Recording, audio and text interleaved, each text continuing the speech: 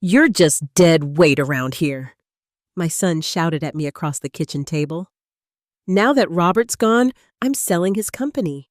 You're on your own. I just smiled and said, "All right, good luck." What happened next would teach him exactly who he was messing with. If you're watching this, subscribe and let me know where you're watching from. James had been planning this little speech since Robert's cancer diagnosis 6 months ago. I could see it in his eyes during the funeral. Not grief, but greed.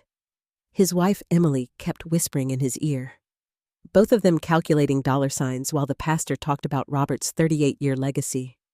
"Mom, let's be realistic," James continued, puffing out his chest like some corporate executive.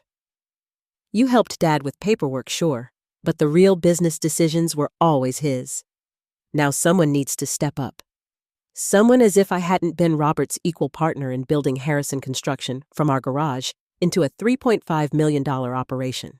"I already have 3 buyers lined up," Emily chimed in, scrolling through her phone. "The market's hot. We could close within a month and split the proceeds." Split the proceeds. How generous of them to include me in the division of my own life's work. "And honestly, Mom," James said, leaning back in Robert's chair, "it's time you learned some independence. Dad protected you from business realities for too long. Protected me. I'd been managing our books, handling customer complaints, and making financial decisions for 22 years. But Robert and I had agreed early on to let people think he was the sole decision maker. Clients in the 1980s construction industry preferred dealing with men, and we'd learned to work within that limitation." "You're probably right, sweetheart," I said softly, playing the role I'd perfected over decades. "Business has always been over my head." James's face lit up with victory. "Exactly. This is really for everyone's good. You'll get your share, of course." "How generous. What would my share be?" "Well, since you were never officially involved in operations, we think 1/2 would be fair. Still enough to live comfortably. 1/2 of the company I'd co-founded and co-managed for 2 decades. "That sounds very reasonable," I murmured. "Great. I'll contact the lawyers Wednesday. We're celebrating in London next week. First class, naturally. Dad would have wanted us to honor his memory properly.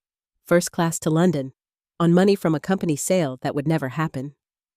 "When do you leave Wednesday morning?" "Trip's already booked." He kissed my forehead condescendingly. "Don't worry about anything while we're gone. Just start thinking about downsizing." After they left, I sat in my kitchen and allowed myself one moment of genuine laughter. If only they knew what Robert and I had set up 2 years ago when his cancer prognosis became clear. Juice untouched beside them.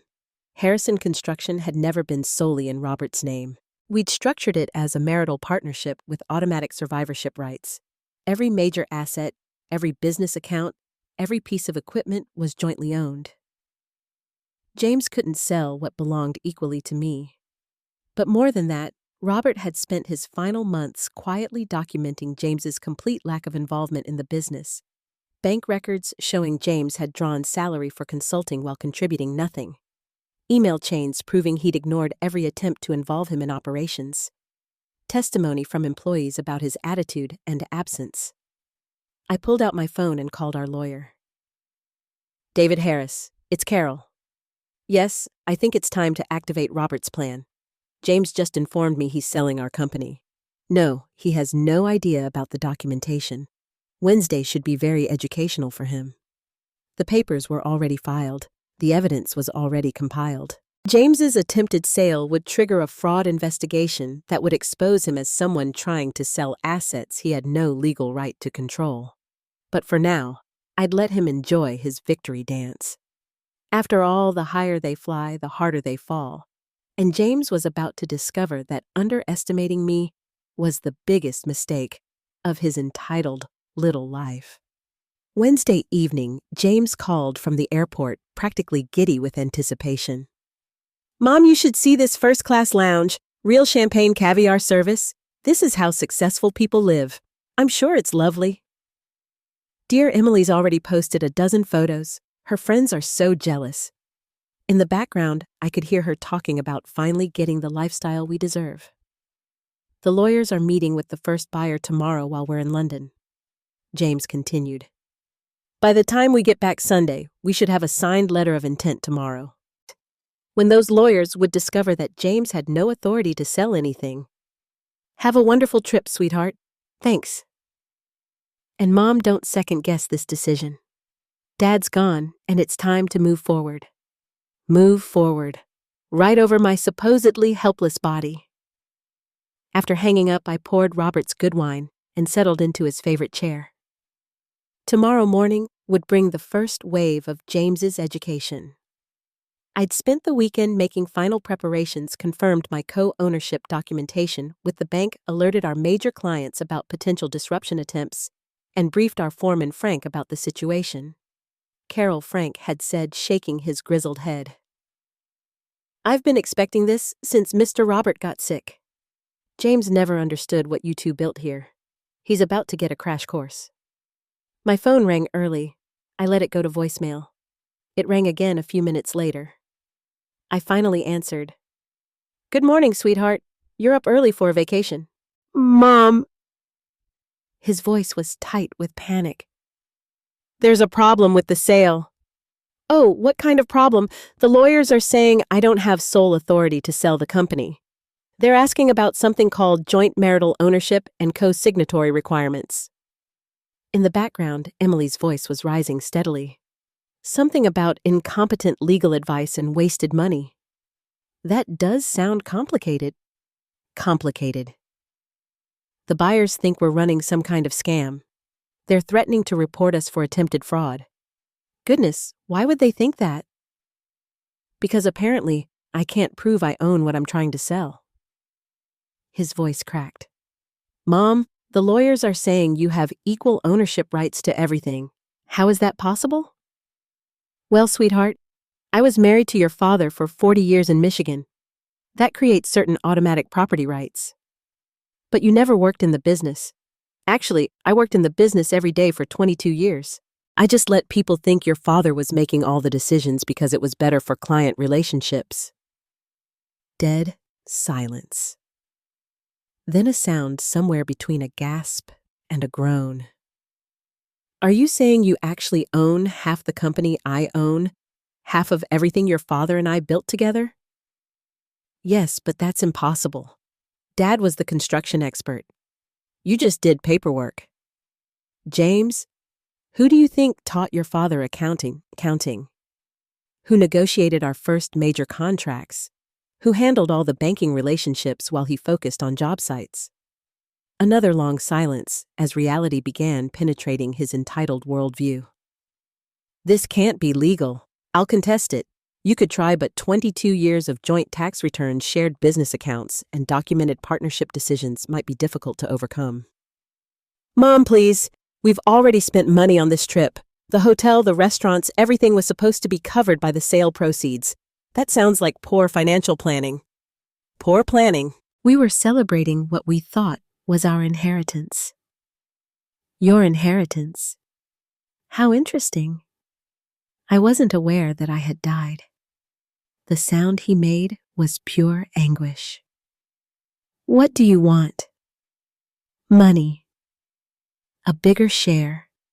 Just tell me what it'll take. I want you to come home and have a conversation about respect, responsibility, and what your father actually intended for this company. And then you'll approve the sale. We'll discuss it. We're stuck here until Sunday. Our return flights aren't until then. Then you have 4 days to think about how you want to approach our conversation. After hanging up, I called Frank. How did the crew take the news about James's attempted sale, about like you'd expect? Brian said, if that boy sells this company, he'll quit before the ink dries. Well, Brian can stop worrying. James just discovered that selling requires the agreement of both owners. And the other owner has opinions. The other owner has very strong opinions about protecting what she and her husband built together. Wednesday brought 17 calls. I answered the 10th one. Where have you been? James screamed. I've been calling for hours. I've been working, dear. Someone has to run the company while you're on vacation. Run the company. You can't just take over. I'm not taking over anything. I'm exercising my rights as co-owner and surviving spouse. This is insane. You're stealing my inheritance. Your inheritance, James? Your father left you something very specific in his will. Would you like to know what it was? Yes. I pulled out the document Robert had written during his final weeks. Not the simplified version I'd mentioned before, but his actual last wishes. To my son James, I leave you the opportunity to earn your place in this family business through honest work, respect for others, and demonstrated competence. The choice of what to do with this opportunity is yours alone. Silence. That's it. An opportunity. Your father believed that anything worth having should be earned, not inherited. But I'm his son. Yes, and I was his wife and business partner. He trusted me to decide whether you've earned the right to inherit what we built. This is blackmail. This is a test. Your father designed it specifically for this situation. What situation? The situation where you try to sell his life's work for quick cash while treating me like I was worthless. In the background, Emily was having what sounded like a complete meltdown. I caught words like bankruptcy and my parents and how embarrassing. Mom, we're desperate here. Our credit cards are maxed out. The hotel is demanding payment. Have you considered getting jobs? Jobs. We're in London. We don't speak English. Sounds like you should have planned better. Please. I know I said some things I shouldn't have. I was upset about Dad dying. I wasn't thinking clearly. Actually, you were thinking very clearly. You were thinking about money, specifically how to get it without earning it. What do you want me to do? I want you to come home and prove you're capable of the maturity and work ethic your father hoped to see in you. And if I do that, then we'll discuss your future role in the family business. Will you help us get home? I considered this. Part of me wanted to leave them stranded as a lesson, but Robert would have wanted me to show mercy alongside justice. I'll arrange transportation economy class. You'll work off the cost when you get back. Thank you, God. Thank you. Don't thank me yet, James. The hard part is just beginning. Sunday evening, I picked up my son and daughter-in-law from the airport. They looked like refugees from a disaster zone. Rumpled clothes, exhausted faces, and the hunched shoulders of people who'd learned that the world doesn't revolve around them. Hi, Mom, James said quietly. Hello, sweetheart. We drove home in silence. Not the comfortable quiet of people who understood each other, but the awkward tension of family members trying to figure out where they stood. Your old room is available, I told James as we pulled into the driveway. Rent is $500 a month. Rent, Emily sputtered. He's your son. He's a 36-year-old man who needs to learn financial responsibility. James looked at Emily, then back at me. That's fair. When is it due, first of the month? And James, you start work Monday morning, 7 a.m. sharp. Work where Harrison Construction. You wanted to understand the business. Time to learn it from the ground up. What about me? Emily demanded. What about you? Where am I supposed to work? That's entirely up to you. But if you're staying in my house, you'll contribute to household expenses. Emily's face went through several interesting color changes. This is ridiculous. We shouldn't have to live like common laborers. Then don't I said simply, you're free to leave anytime. She stormed upstairs without another word. James lingered in the kitchen, looking around like he was seeing it for the first time. Mom. Yes, I'm sorry for what I said about you being dead weight, for trying to sell the company, for everything. Apologies are a start, sweetheart, but your father and I always believe that actions matter more than words. What kind of actions? The kind that prove you've learned what it means to earn something instead of just expecting it. That night, for the first time since Robert's death, I felt like his plan might actually work. Our son was finally ready to discover who he could become when entitlement was replaced with effort. Monday morning arrived like a cold slap of reality. I found James in the kitchen, dressed in actual work clothes and looking nervous. "Ready for your first day?" I asked. "I think so. What exactly will I be doing? Whatever Frank tells you to do. He's the foreman. You're the newest employee. Will he go easy on me because I'm the owner's son? You're not the owner's son at work. You're just James, a guy who needs to prove he can handle basic construction tasks." We drove to the Harrison construction yard in my truck. Frank was waiting with a clipboard and a skeptical expression. "This him?" he asked, looking James up and down. "This is James. He's here to learn the business from the bottom up. Any special treatment? None whatsoever. He succeeds or fails on his own merit." Frank nodded. "All right, boy. You ever done manual labor before? Some. Not recently. Well, you're about to get reacquainted with it. Grab those 2x4s and help Brian load the truck."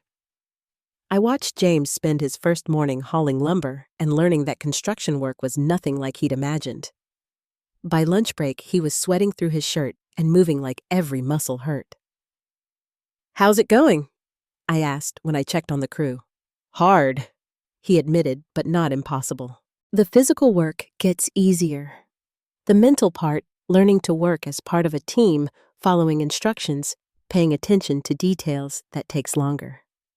"How long did it take, Dad?" "Your father spent 5 years working for other contractors before he started his own company. He said those 5 years taught him more about business than any college degree could have." That afternoon, James made his first real mistake. He misunderstood Frank's instructions and cut a piece of expensive trimwood 2 in too short. "Damn it, boy," Frank exploded. "That's $40 of material wasted because you weren't paying attention." I watched from across the job site as James's face wreathed with embarrassment and anger. For a moment, I thought he might storm off or make excuses. Instead, he took a deep breath. "You're right. I'm sorry. I'll pay for the replacement material out of my wages." Frank studied him for a long moment. Mistakes happen, but they happen less when you listen more and assume less. "Yes, sir." That evening, James came home exhausted and discouraged. "I don't know if I can do this," he told me over dinner. "Everything is harder than it looks, and I feel like I'm constantly screwing up." Your father felt the same way his first month. Really. He came home every night covered in sawdust and convinced he had chosen the wrong career. But he stuck with it because he understood that anything worth doing is difficult at first. What kept him going? The satisfaction of building something with his hands, the respect of coworkers who saw him improve every day, and the knowledge that he was learning skills that would serve him for life. Do you think I can learn those same skills? I think you can learn anything you're willing to work for. 4 weeks into his construction education, James had stopped complaining about sore muscles and started asking intelligent questions about building techniques.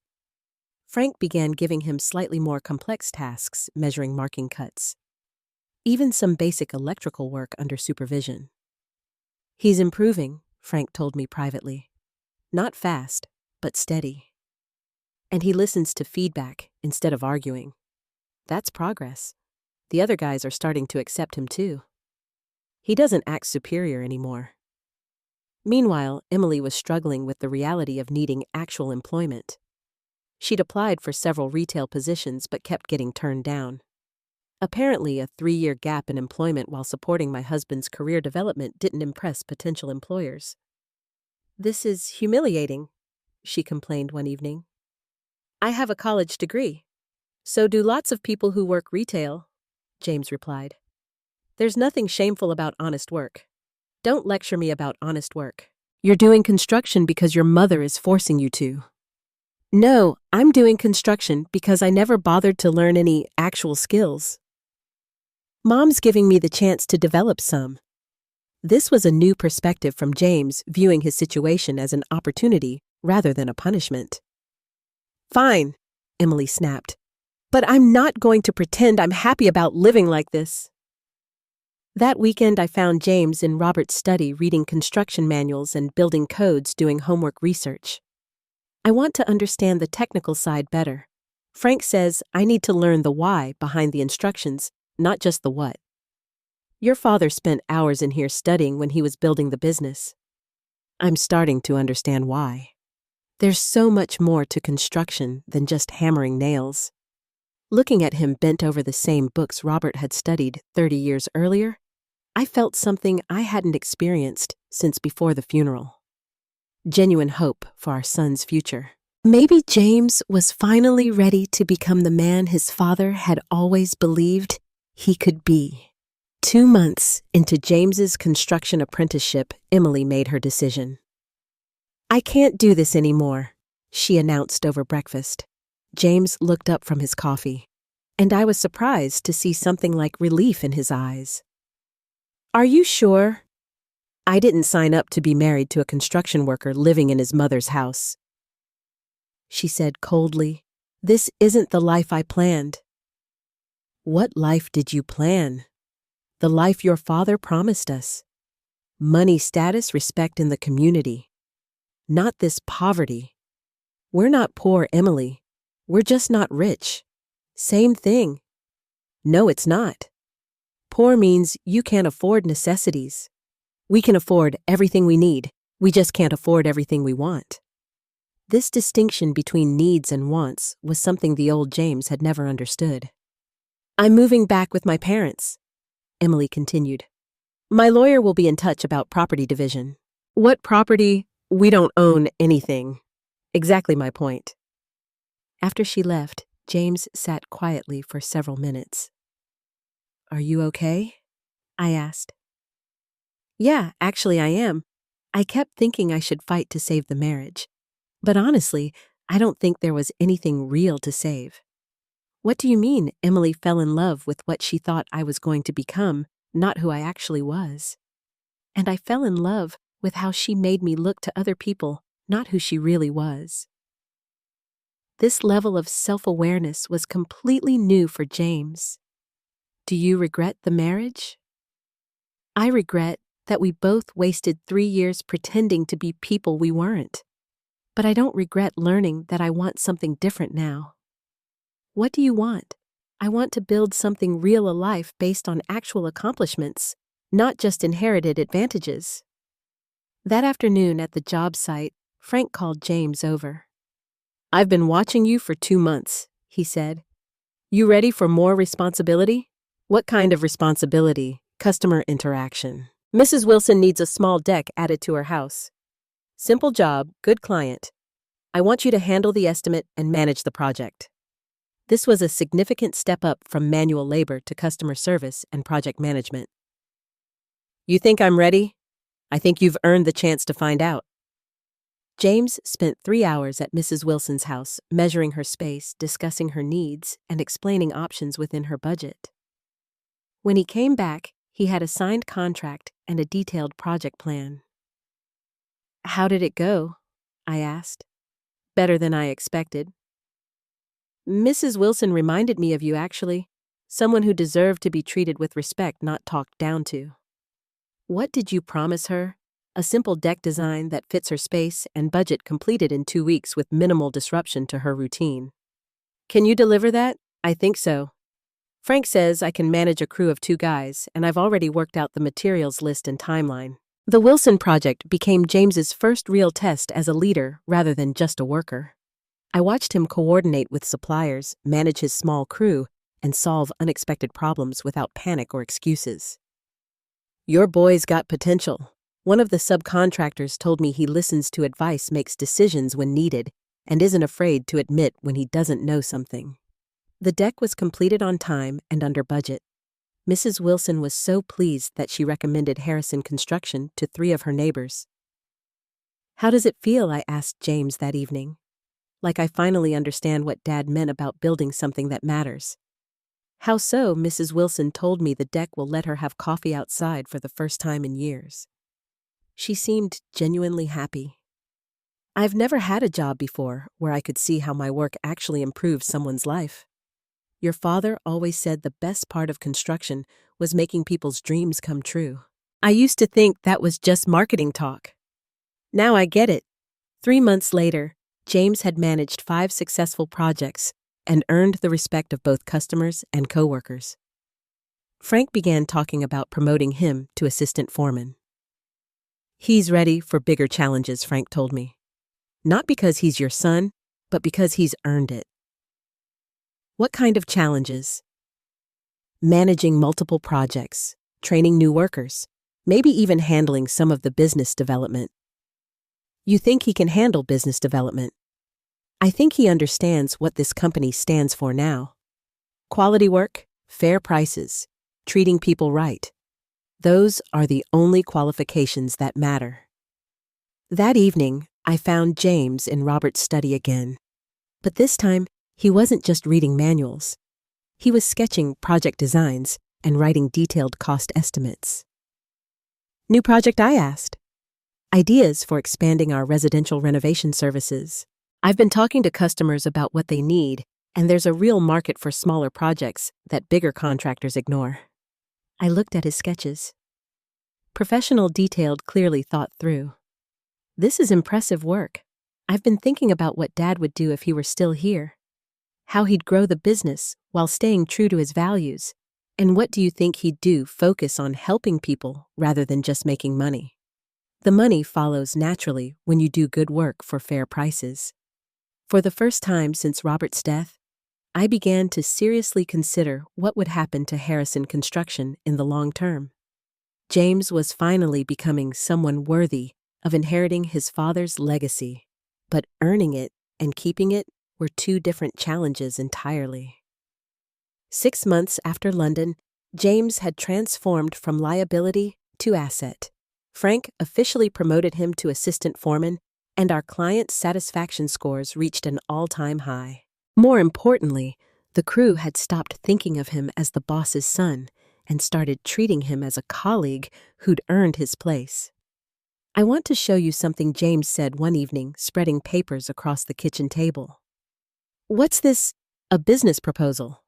"I've been researching expansion opportunities that align with Dad's original vision." The documents were professionally prepared: market analysis, financial projections, implementation timelines. This wasn't amateur hour anymore.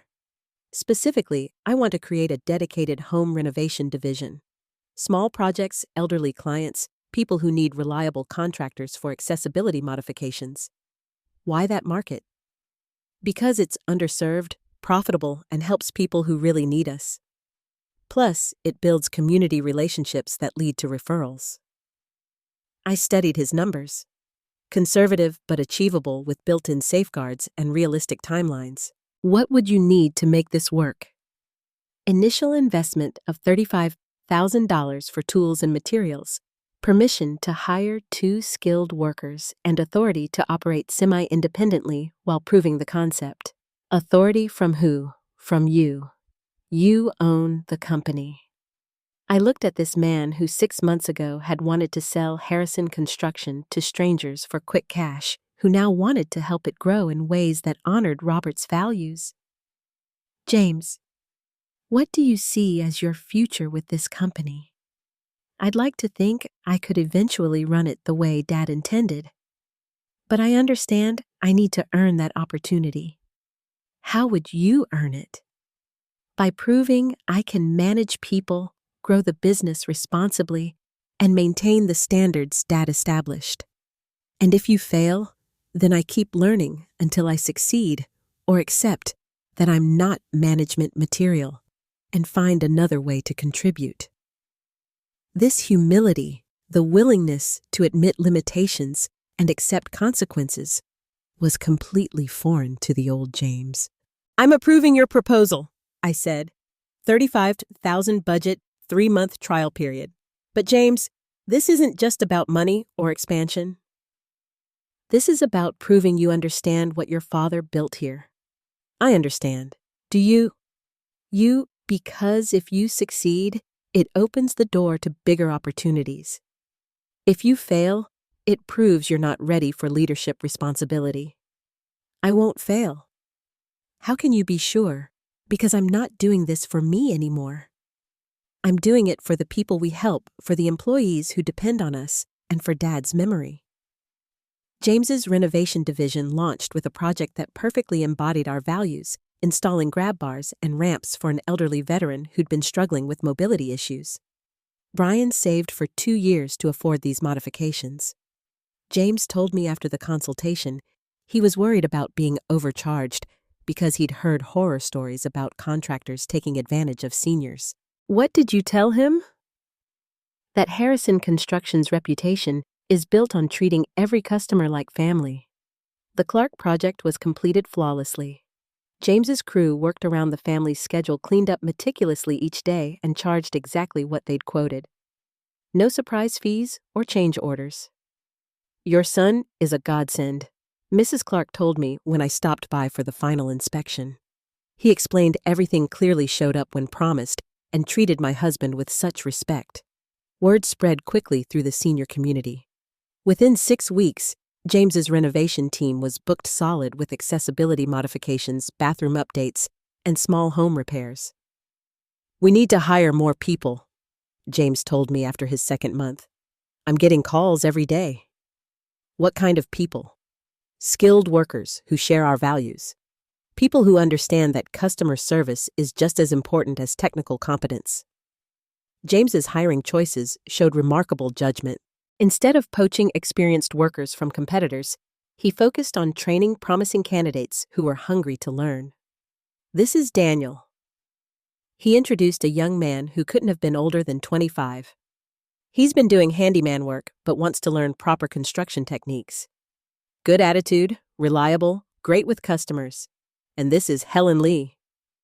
He continued, gesturing to a woman in her 40s. She's switching careers from office work to construction. Fresh perspective, excellent organizational skills, really cares about doing quality work. Why these people specifically? Because they want to be here for the right reasons. They're not just looking for a paycheck. They want to build something meaningful. Watching James work with his team, I saw Robert's leadership style reflected in unexpected ways.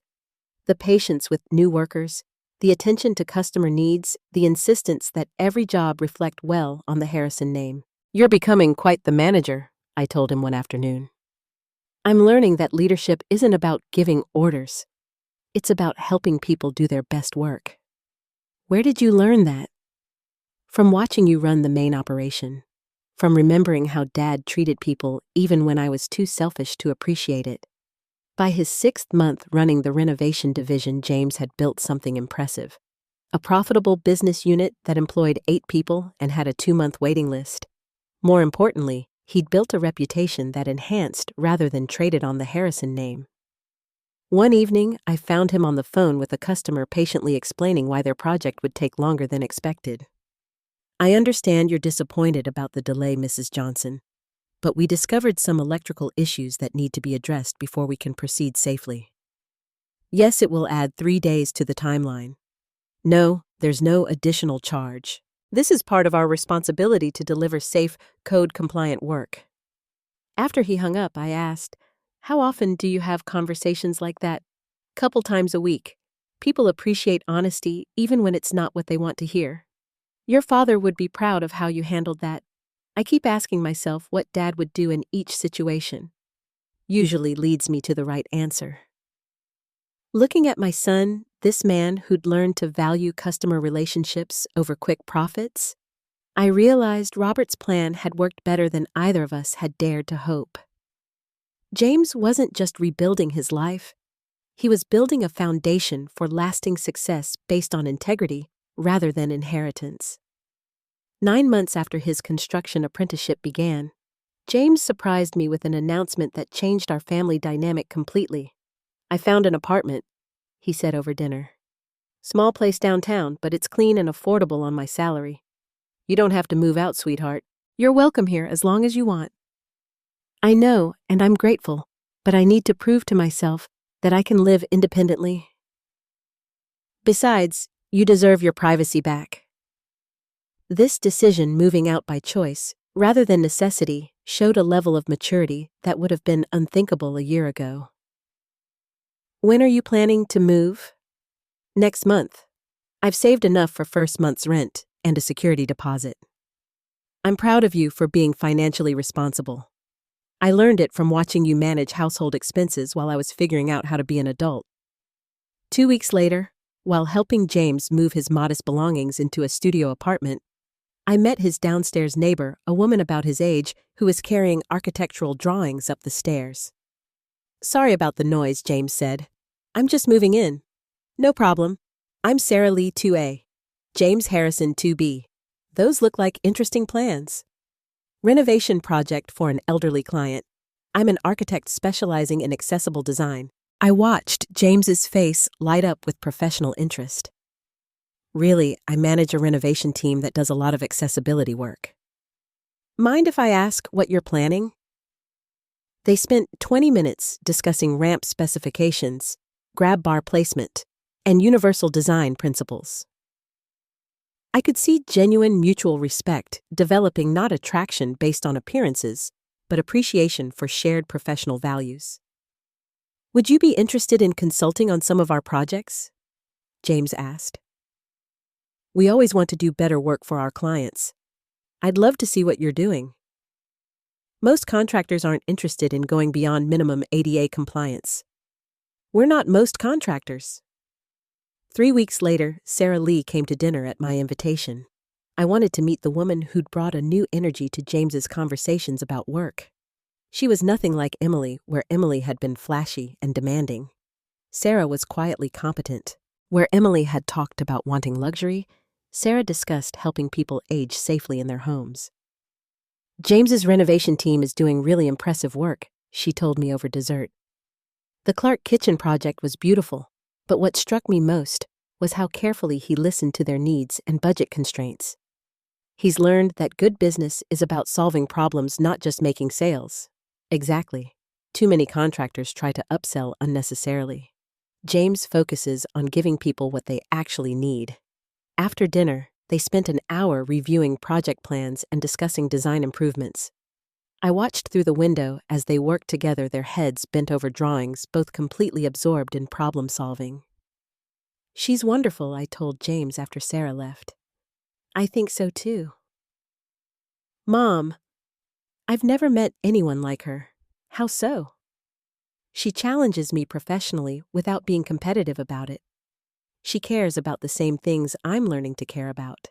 Helping people, creating functional beauty-building community relationships. Sounds like she's good for you." "She is. But more than that, I think we complement each other. She handles the technical design aspects. I'm still learning, and I understand the practical construction challenges. She doesn't always consider professional partnership among other things." 6 months later, Sarah Lee was spending most evenings at James's apartment, working on joint projects and clearly falling in love with both the work and the man. "We make a good team," she told me one evening as we prepared dinner while James finished up at a job site. In what way James understands people, what they need, how to communicate with them, how to manage expectations. I understand systems, how to design solutions that are both beautiful and functional. And personally, he's the kindest, most honest man I've ever known. He works harder than anyone I've met, but he never complains or takes shortcuts. He's changed dramatically from the person he was 2 years ago. He told me about London, about everything that happened after his father died.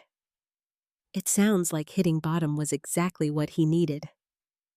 Why do you say that? Because it stripped away all his illusions about himself. He had to face who he really was and decide whether he liked that person. And he didn't. No, he didn't. No, he did, so he changed. Not just his behavior, but his fundamental values. That kind of transformation doesn't happen unless someone really wants to become a better person. That Christmas, James proposed to Sarah in our living room, not with an expensive ring or elaborate gesture, but with a heartfelt speech about wanting to build a life together based on shared values and mutual respect. "I can't offer you wealth or luxury," he told her in front of our small family gathering. "But I can offer you partnership, honesty, and the promise that we'll build something meaningful together." "That's all I've ever wanted," Sarah replied through happy tears. They married the following spring in a simple ceremony at our local church. With Frank serving as James's best man, me walking Sarah down the aisle at her request. Robert would have loved this, I told James during the reception. He would have loved her. James agreed. She's everything he hoped I'd be smart enough to appreciate. What do you mean, someone who values substance over appearance? Who cares more about helping people than impressing them? Who understands that the best things in life are built slowly and carefully? Sounds like you've learned what real love looks like. I've learned what real partnership looks like. Sarah and I don't just make each other happy. We make each other better.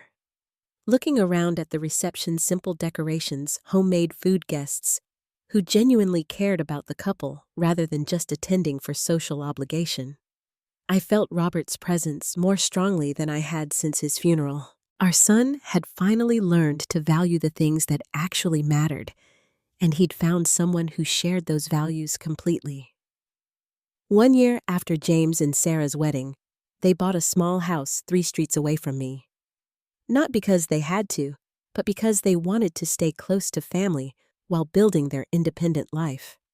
It needs work, James told me as we toured the 1950s ranch house, but the bones are good, and Sarah has amazing ideas for maximizing the space.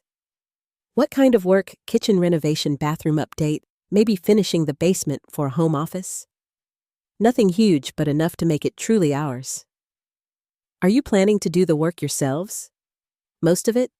Sarah's designing everything, and I'll handle the construction with help from the crew on weekends. Watching them plan their home renovations, I saw the perfect blend of Sarah's design expertise and James's construction knowledge. More importantly, I saw 2 people who understood that building something together, whether a house or a marriage, required patience, compromise, and shared vision.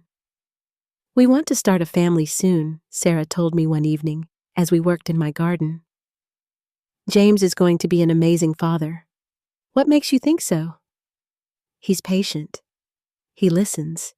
And he understands that people need to learn at their own pace. Plus, he's figured out how to balance high standards with genuine encouragement.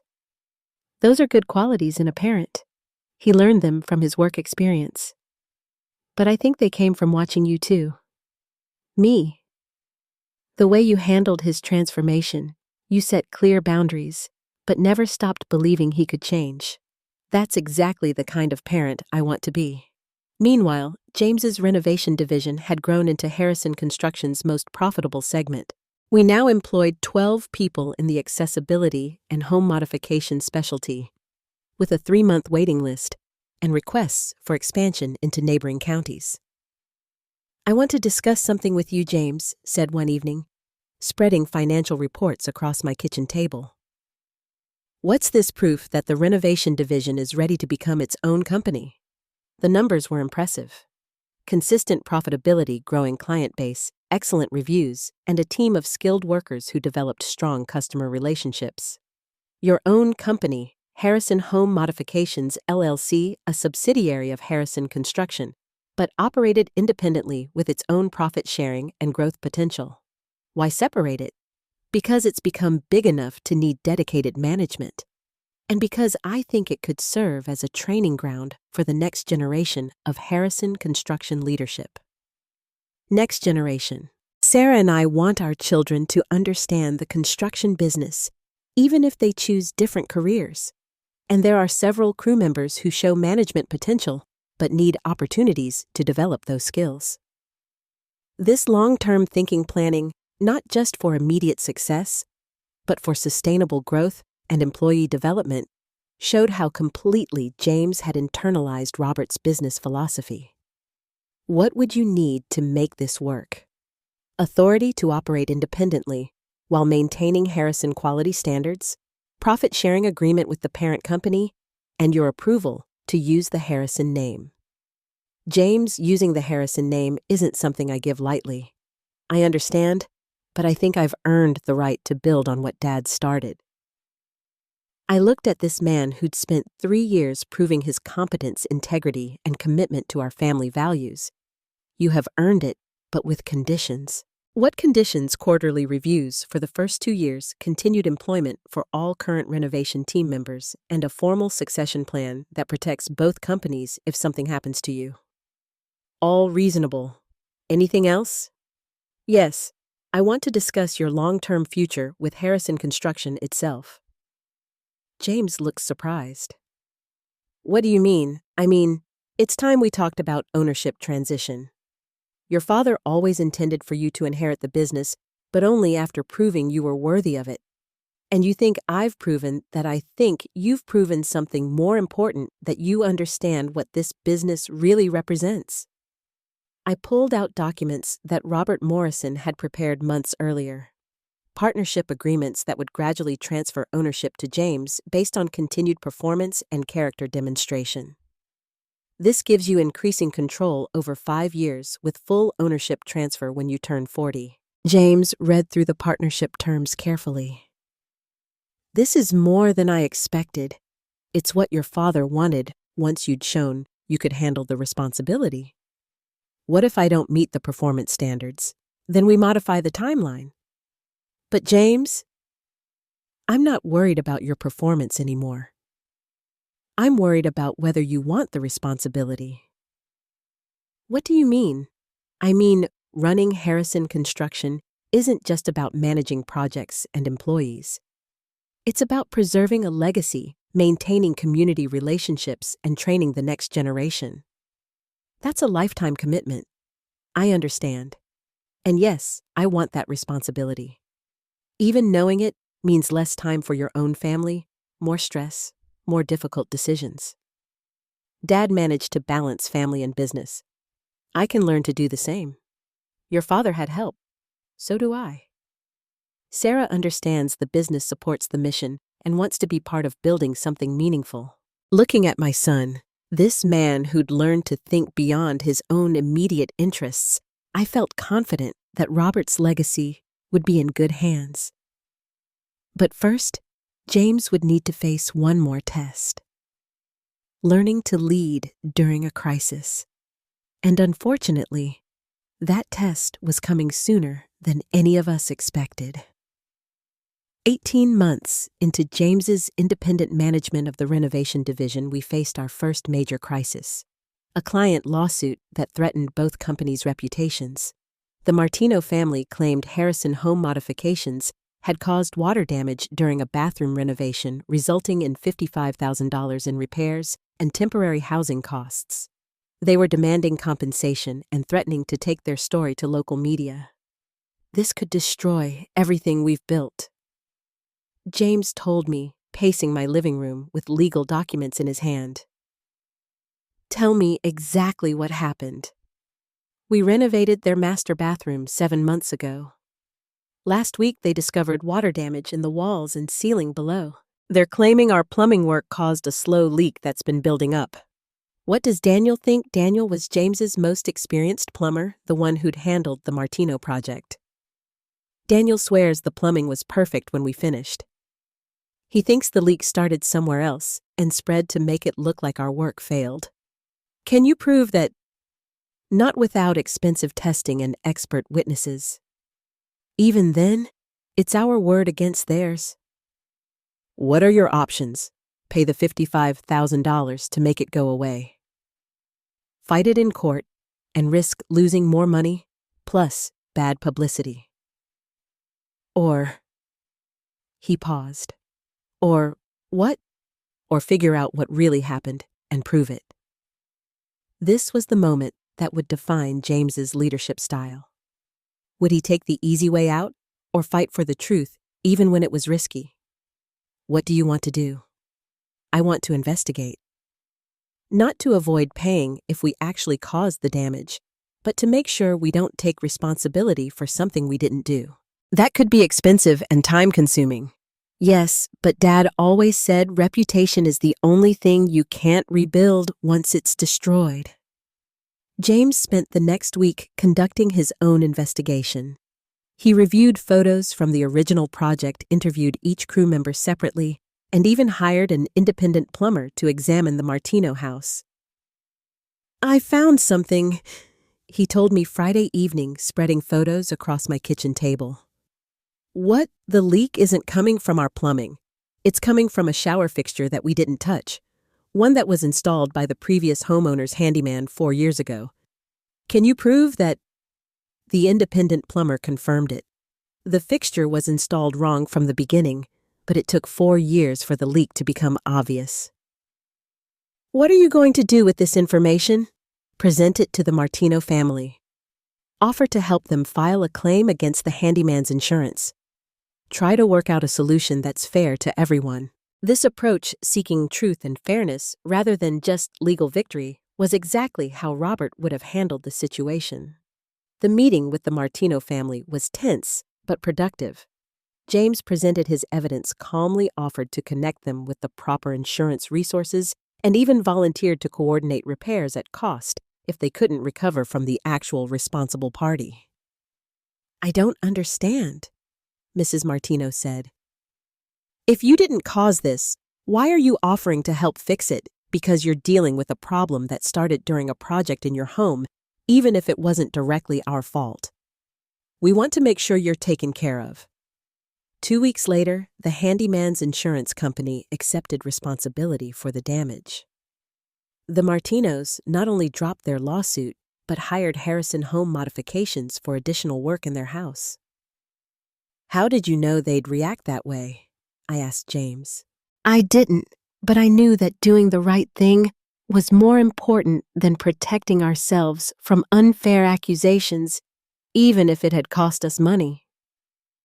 Even then, Dad always said that short-term financial losses are recoverable, but reputation damage lasts forever. Your father would be proud of how you handled that crisis. I hope so.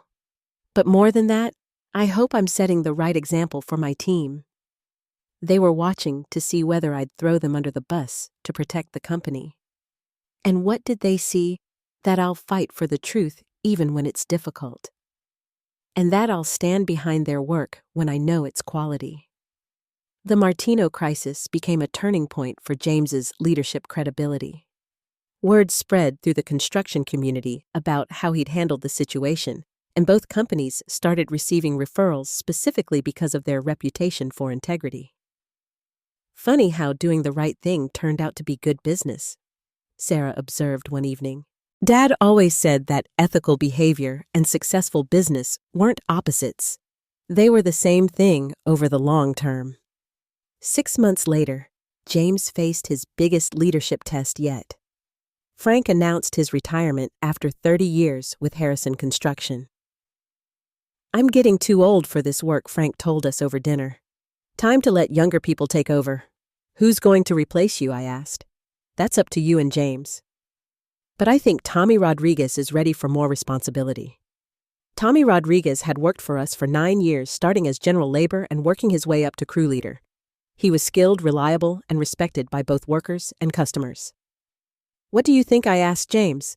"I think Frank is right about Tommy, but I also think we need to restructure how we manage the main construction operation." "How so?" "Split it into 2 divisions, commercial projects and residential construction. Tommy could manage residential, and we could promote Maria Santos to handle commercial work." That's a significant organizational change. It's also an opportunity to create advancement paths for our best people while specializing our services. This kind of strategic thinking, seeing change as opportunity rather than just problem solving, showed how much James had grown as a business leader. The transition went smoothly. Tommy and Maria both embraced their new responsibilities, and the specialized divisions allowed us to serve clients more effectively while providing career growth for long-term employees. "Your boy's ready for the big chair," Frank told me at his retirement party. "You think so, I know. So he's got your husband's vision, but he's also got something Robert sometimes lacked. What's that patience with people who are still learning? Robert could be hard on folks who didn't pick things up quickly. James remembers what it felt like to be the one who didn't know anything. Looking around the party, employees, clients, and community members all celebrating Frank's contributions, I realized James had successfully navigated his most important leadership transition. He was ready to take full control of Harrison Construction. The question was whether I was ready to let him. 2.5 years after the London disaster, Sarah gave birth to Robert Andrew Harrison, named for his grandfather, and carrying the weight of family expectations along with his father's hopes. I held my grandson for the first time in the same hospital where I'd said goodbye to Robert, and the circle of life felt complete. "He has Dad's hands," James said softly, touching the baby's tiny fingers. "Look at those long fingers built for creating things."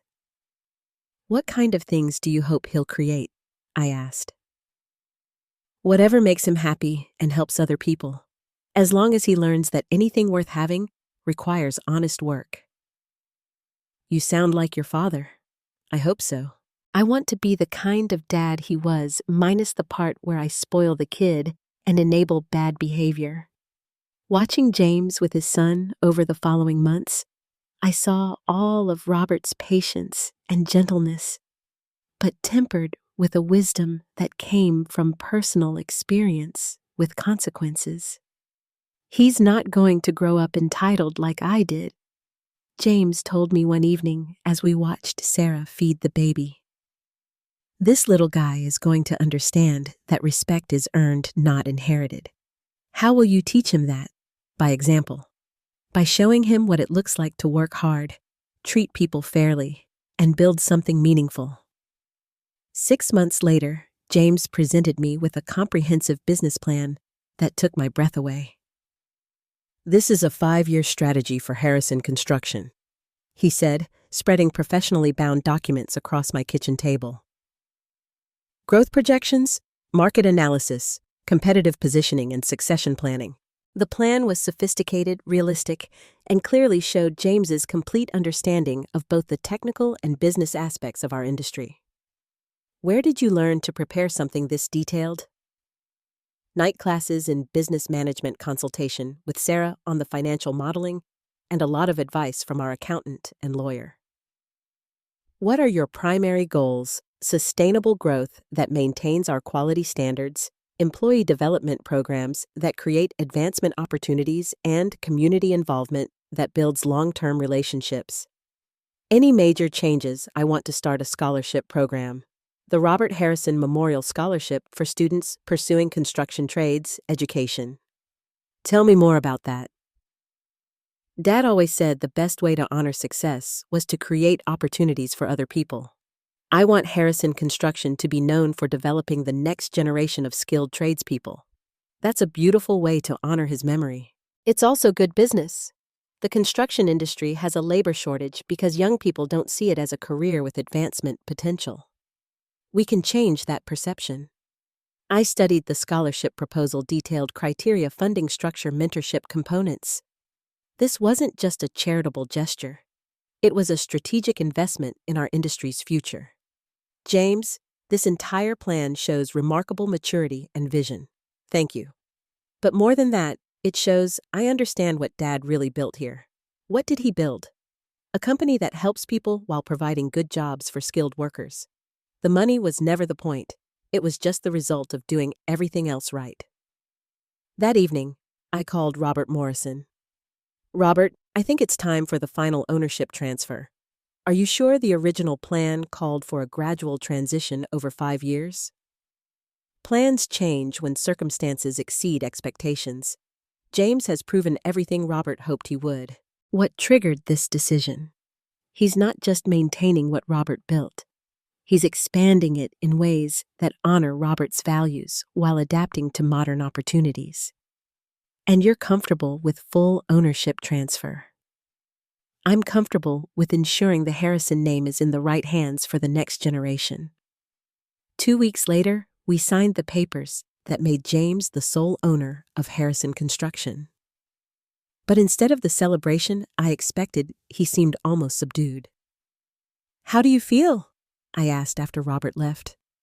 "Terrified and grateful in equal measure." "Why terrified?" Because now I'm fully responsible for preserving what Dad built and providing for all the families who depend on this company. And grateful. Because you and Dad believed I could change even when I didn't believe it myself.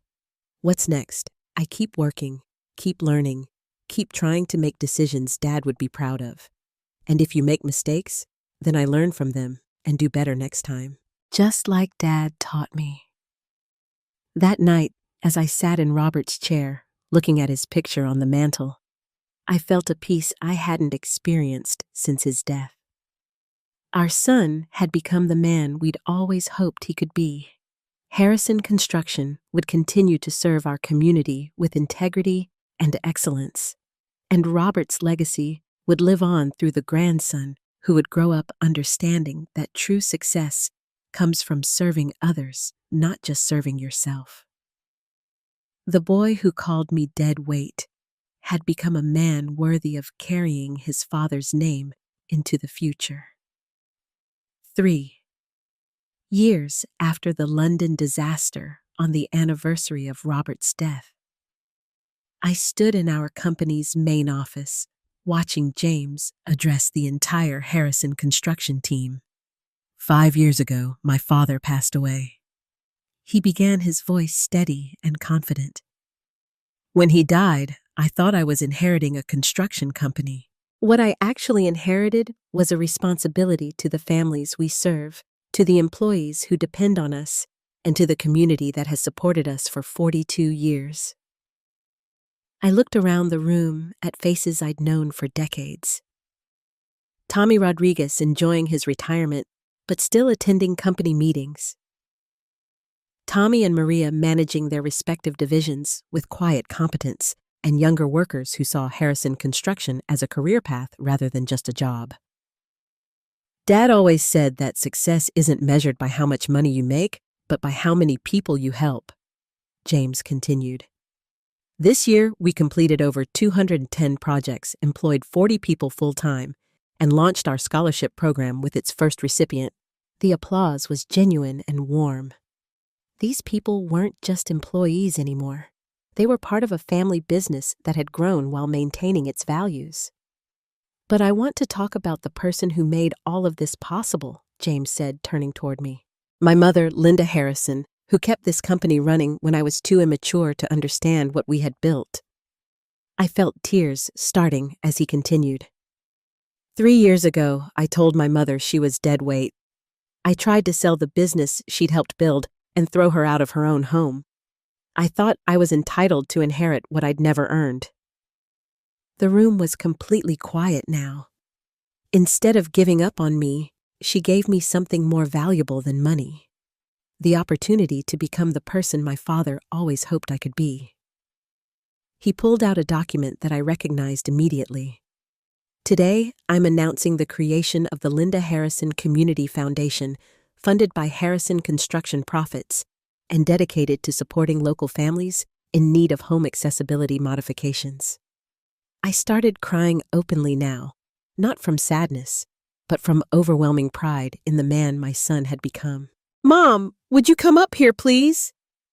I walked to the front of the room where James handed me the foundation documents. The first project will be renovating the Veteran Center accessibility features at no cost to the organization, he announced. Because Dad always said the best way to honor success is to help people who served others. The applause was thunderous. Through my tears, I could see Robert's picture on the wall behind James. And I swear I felt my husband's presence more strongly than any time since his funeral. After the meeting, as people gathered for cake and coffee, Sarah approached me with baby Robert in her arms. He's going to be an amazing role model for his son, she said softly. Your husband, your son. Little Robert is going to grow up watching a father who understands that leadership means service, that success means helping others, and that family means everything. That evening, 3 generations of Harrisons sat in my living room, the same room where James had called me dead weight and threatened to sell everything we'd built. Do you think Dad would be proud? James asked, bouncing his son gently on his knee. Your father would be amazed, I told him honestly. When he died, he hoped you might eventually learn to run the business competently. He never imagined you'd expand it into something that serves the entire community. I had good teachers. You had good examples, but you chose to follow them. I almost didn't. If you hadn't forced me to hit bottom in London, you would have found another way to learn the same lessons. Maybe not as quickly or dramatically, but eventually. How can you be sure? Because underneath all that entitlement and selfishness was your father's heart. It just took some difficult circumstances to bring it to the surface. As James and Sarah gathered their things to head home, my son lingered for a moment. Mom, I need to tell you something. What's that? I'm grateful for London for losing everything, for having to start over. Why? Because if you just handed me the company when Dad died, I would have destroyed it through incompetence or greed. Instead, I got the chance to earn it through character and hard work. Your father always said that the best inheritances aren't money, they're values. He was right. And the values you and Dad taught me are worth more than any amount of money, even when those lessons involved letting you struggle, especially then. Thank you for loving me enough to let me fail until I learned to succeed. After they left, I sat in Robert's chair and looked around our living room. The same kitchen table where James had announced his plans to sell everything. The same mantel where Robert's picture still watched over our family. The same house where our son had learned that home isn't just where you live. It's where people love you enough to help you become your best self. When James called me dead weight and told me I was on my own, he thought he was taking everything away from me. Instead, he gave me the greatest gift imaginable, the opportunity to help him discover who he really was underneath all that selfishness and entitlement. The company was stronger than ever. Our family was closer than we'd been in decades. And Robert's legacy would continue through a grandson who would grow up understanding that privilege comes with responsibility, that success requires service, and that the most valuable things in life can't be inherited. They have to be earned. I wasn't dead weight after all. I was the foundation that held everything together, while the people I loved learned to build their own strength. And that, I realized, was the most important inheritance of all. The rest, as they say, is family history. But it's not just our history anymore. It's the history of everyone whose life has been touched by understanding that real love sometimes requires tough lessons. That second chances have to be earned, and that the best revenge isn't destroying someone who hurt you.